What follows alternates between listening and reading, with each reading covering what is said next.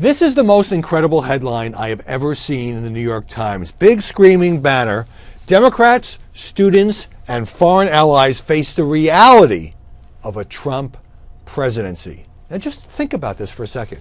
The man has just won perhaps the greatest political upset victory in the history of American politics. He proved all the pundits and the prognosticators wrong. He is the next president of the United States. He's about to meet, as he has now since done with Barack Obama, for the transition, to talk about the transition of power. And the New York Times basically says everybody we know is shocked by this, that the friends of the journalists and editors who work at the New York Times are facing the reality of a Trump presidency. Imagine if it had been some Democrat who was way down in the polls, nobody expected to win, was kind of a fringe figure. Let's say Bernie Sanders had gotten the nomination and was down 10 points and won. Do you think we'd see this kind of headline in the New York Times about Republicans, conservatives, and foreign allies don't know what to make of a Sanders presidency? I don't think so. And it really brings home to me the fact that major elements of the media, and certainly commentators on the left, have not quite come to grips with the fact that their woman lost, Hillary Clinton, or that the fact that the person who they fear, are skeptical of, despise, depending on where they fall on the spectrum, has won the presidency. Now, to his credit, New York Times media columnist Jim Rutenberg has a piece on the front page, although Rutenberg's the guy who some months ago said that Donald Trump is such an unusual figure that it's understandable many reporters might suspend their usual standards of balance in order to cover him. But Rutenberg says the question now is, how did you get it so wrong?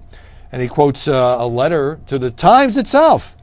You were so wrong for so long, you misled your readers and were blinded by your own journalistic bigotry. And this, for me, is the bottom line. It's not that we called the states wrong, that we didn't think that Trump would win Michigan, or that we overemphasized the ground game and all the fundraising advantages and the data advantages that Hillary Clinton had, because we blow elections all the time. This is so much more fundamental. And I have been sitting here talking to you for a year and a half and saying, the media are underestimating Donald Trump, and this was true when he was up in the polls and down in the polls. That the media are often unfair to Donald Trump, and the media, the mainstream media, many of whose denizens work in New York and Washington, do not understand, are out of touch, do not have any kind of feel for the paycheck-to-paycheck Americans out there in the heartland of the country and elsewhere, who are drawn to a Trump presidency. And so now, especially for folks on the left, like, the election is over. If you didn't support Donald Trump, you lost. If you wanted Hillary Clinton to win, you lost.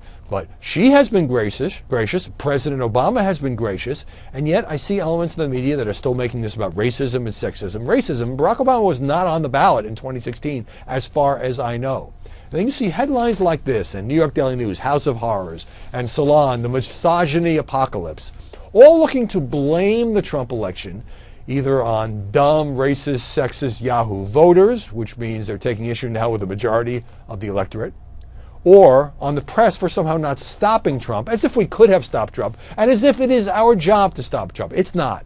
And so we are the ones, the people in my profession, have taken a hit that is going to erode our credibility for a long time to come. It's going to be very hard to win back the trust of readers and viewers as long as we don't accept the fact that Donald Trump won this election fair and square, and we now have to cover the next 4 years of President Trump, and it might be nice if we did it fairly.